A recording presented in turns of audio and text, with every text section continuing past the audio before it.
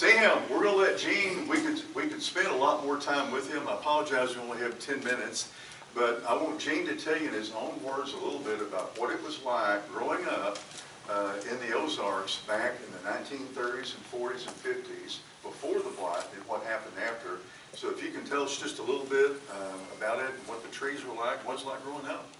Well, they were pretty much dispersed like your hickory walnuts are today. Some areas would have a bigger concentration, but most of them were just scattered, mostly on your higher ground, mountains, so on. I don't remember any along the streams, but the blight in 1950, and it was one year to the next. It wasn't a gradual thing, it just wiped them out. At the time, didn't have any idea of what it was. When my ancestors moved to that part of the country, 1832, they planted a chestnut tree. Well, there was only one. I don't know whether that was the only one planted or the only one survived, but it also got it too. So it wiped, all of them just wiped them out. And that was just about it. There wasn't anything gradual about it. But the way they are today, apparently they're coming back, so that's a good deal. And that's about it. If you don't care, tell us a little bit about, if you don't mind, about collecting them and how there wasn't electricity, you had no refrigeration, and tell us about how y'all gathered them and stored them, how important they were. Well, you gathered them, of course, after they fell, and they stored, well, you didn't have to worry about stored very long because it's consumed, but metal containers, we had, it was about half of the underground at where the potatoes, pumpkin, winter squash, everything, that's where they were stored. And in the wintertime, of course, there was no electricity, no TV. You'd sit around the fire and listen to the radio, eat peanuts and Chinquapin. And they were your original snack food. You didn't go to come and go and get all your little goodies. A pocket full of Chinquapin, pocket full of peanuts, your favorite squirrel gun, your loyal dog, and you headed into the woods. That was where most of them were consumed. But we always just ate them raw. I guess you could have baked them like you did chestnuts, but we never did. They were just ate as they fell. But in certain areas, there would be a bigger concentration. Well, that's where you would do most of your picking up. And there was no deer, no turkeys. It was squirrels and humans. That was the ones that harvested them. And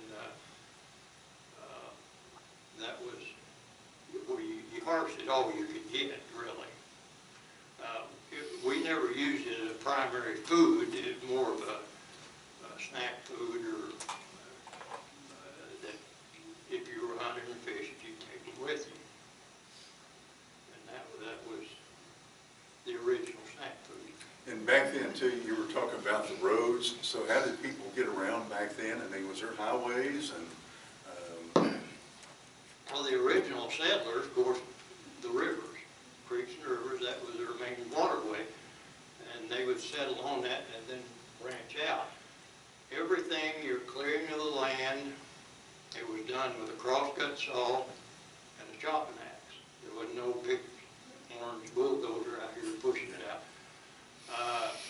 It was livestock. It was free ranging except the mules, horses, and the milk cow. And they cleared what, maybe 5 acres, which was quite a chore with what they had. And you had to cut with a crosscut, burn it. Some would dig the stumps, some would use dynamite to pop the stumps out. It took years, and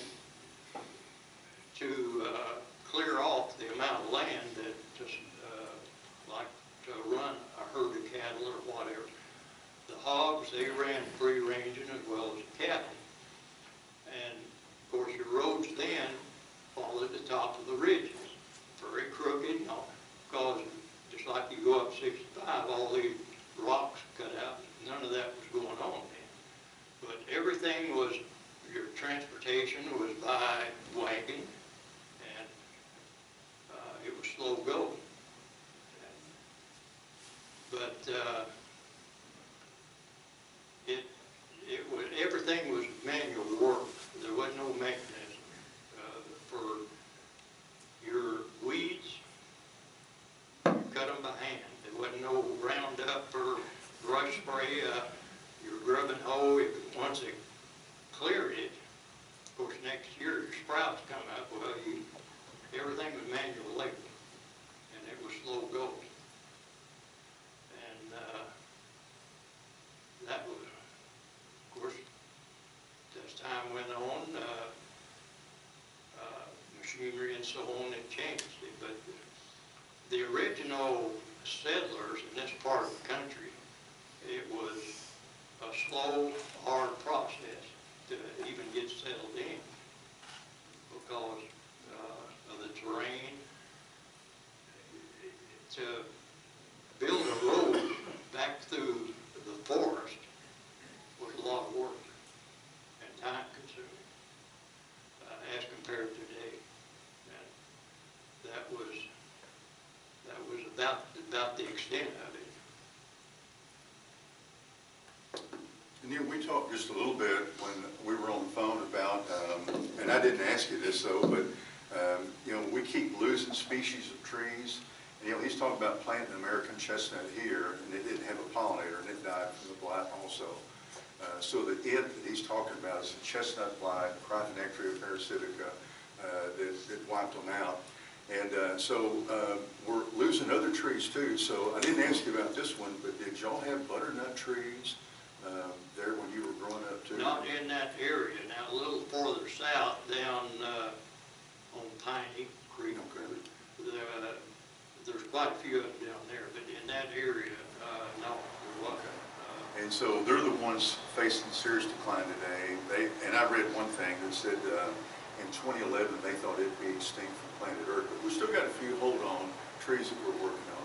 So when you were growing up too, what about the beech trees? Was there a fair amount of beech around different places? Not in that area. Not in that one area, but there were further out. A little further south. Okay. Yeah. And then so then the ash trees. They're totally gone. Yeah. But growing up though, they were pretty widespread and abundant too. And they're a valuable wood. They're used for cabinets and baseball bats and various other. Yeah. But they are totally gone now. Yeah. And then with white oaks, we were talking to, for those of you that know, there's sudden death white oak disease, especially if it's in soil not well drained. And so when you were growing up, white oaks were everywhere too. Oh yeah, staves, that was a big thing. They made them in stave for barrels, barrel staves. We got a barrel maker right here. You need to meet some of these people out there later on. No, it was a very, very valuable wood, and around the old home place there was 20 acres that was set aside now for the trees to make roofing shingles out of. Because that's how you roofed everything then, was you made them into shingles. And they're as big as a white oak will grow because they've never been cut over. But probably half of those are dead or dying, and a lot of them have already fell. And some of them would approach 5 feet in diameter. But it's probably very few more years they'll be. So you know, this is almost, I've heard people before talk at meetings about the loss of Chinquapin tree, and they were talking about it almost like a funeral. It's like losing a good friend or family member. And so you hear what he's saying about the trees, and so I'm going to talk to you later on today after you see all this work that we're doing. Hopefully you can stick around for a little bit. And so we've been doing all this work to bring them back, and we've got resistance to the chestnut blight now that wiped out the Ozark Chinquapins. And so what you're thinking about us now being able to restore them back where they were, and they were being enforced again. So what's your thinking about here and that? Well, that's great, but it's going to take a lot of time. And I don't know, with the way things are today, I'm not too sure that there's not somebody that's engineering something to wipe them out. I mean, it's, that may be a conspiracy theory, but it seems like it pop up every year or two. And so I don't know, but it will be many, many years to accomplish something. Yeah. But the ash, I don't know on it whether there's anything afoot to try to save it or whatever, but they're totally wiped out now. So I don't know, the white oak, as many white oak as there is and was, to save them, I don't know if there's anything. Well, it's kind of a good thing that we're pulling together and working on this and making a difference. There's more Chinquapins out there right now than there was 10 years ago, and then there was last year. We've been sending out thousands of seed, and hopefully you get to see a little bit of that we're doing. That's the good news about all this.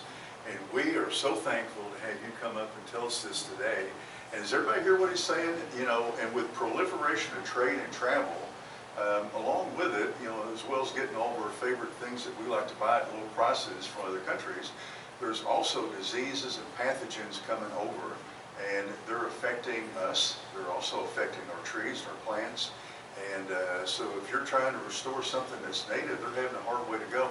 In fact, when all of you came in here today, and you as well too, when you're driving down the road, when Gene was growing up, you could say, most everything along the roadside was a native plant, weed, grass, tree, whatever it was. Today, though, you drive down the road, over 50% of everything along that roadside is invasive. It's not from here. And so along with the seed and the disease and pathogens and insects, our native plants are really taking a big hit from it. But the good news, though, is we're all here today doing something good. And Gene, I appreciate you so much, sir, for coming out and talking to us. Before you leave, we've got something for you. And where's our box at that we've got up here? Where's that box at with the hats in it? We've got a hat for you here. I've got it back here, Steve. It's where? I've got one back here. Okay, do you care to run one up here for him so we can give it to him? So we want to give you a hat right here is what we want to do. I'm sorry, I thought I set it up here. I got moved on us. What color? What colors you want? What color would you like? He's got a tan one. Is that okay? Okay, I got a okay. khaki one right here. Any color you want, as long as it's tan. And then, so on the back of the hats right here too, we've got, on the front it says Ozark Chinquapin Foundation, and on the back it says Saving an American Treasure, and that's what it is, and you're an American treasure too, coming out here speaking to us, sir. Thank you so much.